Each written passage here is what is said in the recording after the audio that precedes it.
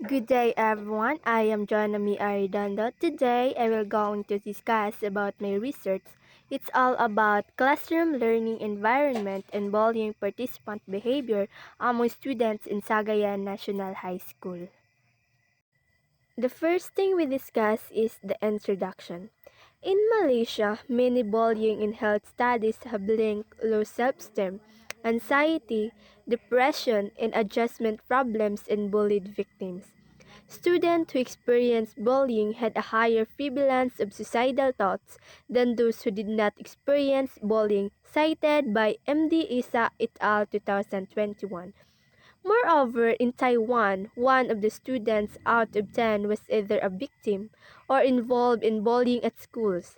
Although there are more likely to be witnesses to a single bullying incident, the prevalence has been calculated to be close to 30%, cited by Ching and Cheng 2013. In Singapore, a total of 185 parents of students studying at Dyslexia Association of Singapore or DAS were given online questionnaires asking them about their children's prior experiences with bullying and what they felt could be done to eliminate it, according to Madena Bigom, Sujata Nair, 2023. In the Philippines, the prevalence of bullying is higher than in other Southeast Asian countries, as approximately 47.7% of the students reported being bullied, according to Chiu and Vargo 2022. In local settings in Davao City, according to Galabo 2019, cited that health department also reported that school bullying is a problem as it occurs in almost all schools in Davao City. So now we will proceed on the research objective of this study. Number 1, what is the level of classroom learning environment in terms of classroom positive, diversity values, personal negative, and persistence in major? Number 2, what is the level of bullying participant behavior in terms of bully, assistant, victim, defender, and outsider? Number 3, to determine the significant relationship between classroom learning environment and bullying participant behavior. Number 4, to determine which domain significantly affects classroom learning environment and bullying participant behavior. Next, the hypothesis of this study. First is there is no significant relationship between the influence of classroom learning environment on the bullying participant behavior among students in Sagayan National High School. Second, there is no domain in the influence of classroom learning environment in bullying participant behavior among students in Sagayan National High School. The next is theoretical framework. The theory of classroom learning environment, according to Kremers et al. 1996, cited that the classroom environment is the setting in which students' learning takes place. It concerns the classroom physical environment, the social system, the atmospheres, norms, and values. Studies conducted in different regions of the world have shown that classroom climate as one of the most important predictors of students' achievements. And also the theory of bullying participant behavior, according to Gomez Galan et al. 2021, cited that bullying has become an aspect of interpersonal relationships in the learning environment in most universities. Bullying is higher education takes subtle forms such as exclusion, discrimination, and other person-related intimidations like name-calling, gossiping, or spreading of malicious humors, reprimanding discrimination, and treating different students. So now we will proceed the conceptual paradigm.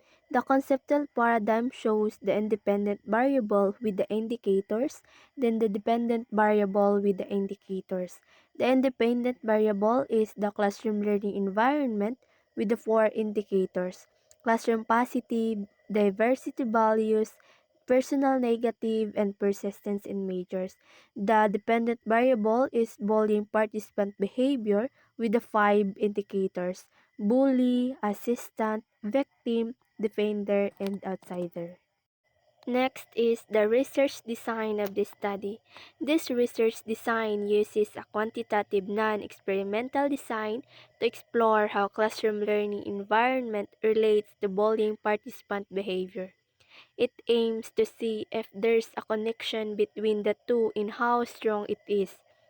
This chapter discusses the specific context of quantitative research to introduce some key terms of quantitative research with references for further reading and to provide links on survey methods, secondary analysis, and statistical analysis according to Chris Skinner 2020. Furthermore, descriptive correlational design will be used to examine the level of classroom learning environment and the level of bullying participant behavior according to Paul B. Toshonwo 2022. So now we will proceed on the research locale of this study. The investigation is focused on the Davao region or Region 11 in the Philippines. The study will specifically take place in Barangay Sagayan, located in the municipality of Asuncion, Davao del Norte, which has a population of 59,322 and covers an area of 297.39 km. Research activities will be conducted at Sagayan National High School. The population in sample of this study is the respondents were taken from the absolute populace of 1,526 in deciding the sample size.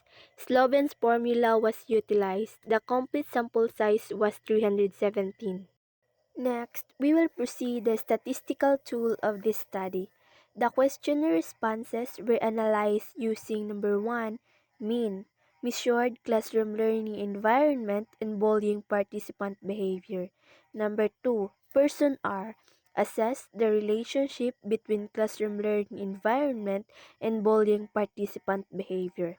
Number 3, regression analysis identified which classroom learning environment aspects influence bullying behavior among students.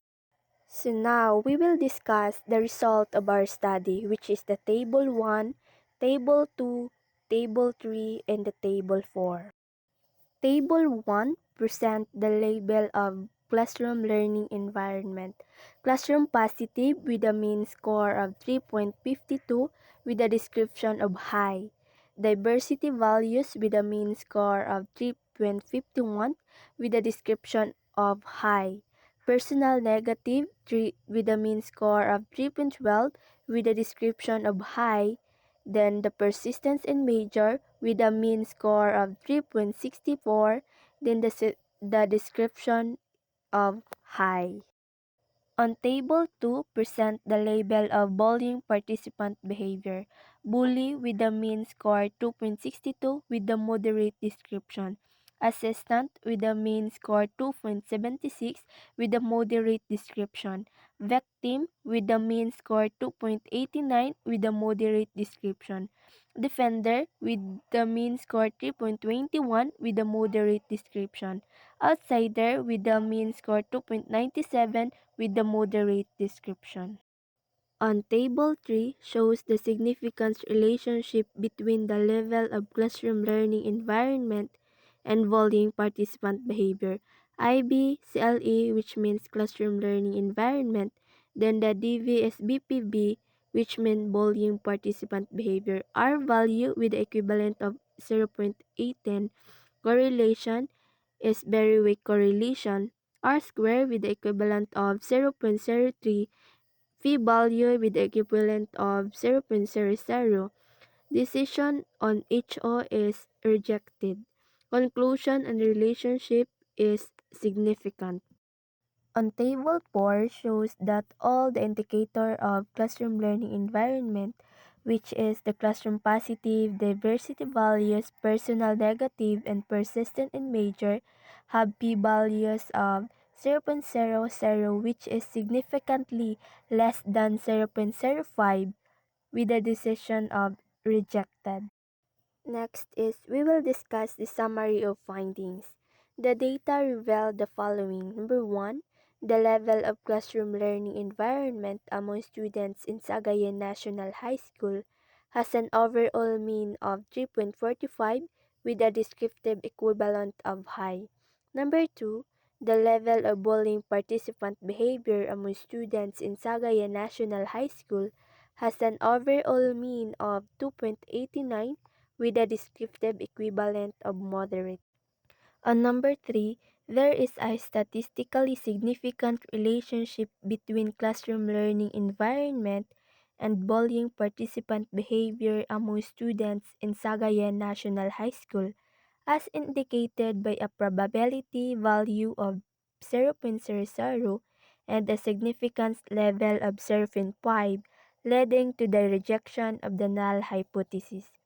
And number 4, in statistical terms, there is a significant evidence to reject the idea that classroom learning environment involving participant behavior among students in Sagayan National High School as the calculate probability value of 0.00 is lower than the level of significance of 0.05. The conclusion of this study is: number 1, the classroom learning environment levels among students are high. Number 2, bullying participant behavior are moderate. Number 3, there is a significant relationship between classroom learning environment and bullying participant behavior. Number 4, classroom learning environment significantly predicts the bullying participant behavior among students at Sagayan National High School. Next, we will discuss the recommendation for this study. Based on the findings and conclusions, the following recommendations are offered. Number 1, schools should organize bullying prevention programs that implement comprehensive programs that educate students about bullying, its effects, and encourage bystander intervention. Number 2, schools should make a clear policies to establish clear anti-bullying policies and ensure they are communicated effectively to all students, staff, and parents. Number 3, the parents should encourage their children to speak openly about their feelings and experiences at school. Create a safe space at home for discussion about bullying. Number 4, families should foster a supportive and nurturing environment where children feel safe and loved. If bullying is reported, family members should work together to find constructive solutions that address the issue. Number 5, the Department of Education should develop and enforce national policies regarding bullying, including guidelines for schools to follow. Provide training materials and resources to schools about bullying awareness, prevention, and intervention strategies. At doon nagtatapos ang ating discussion. Thank you for listening. God bless.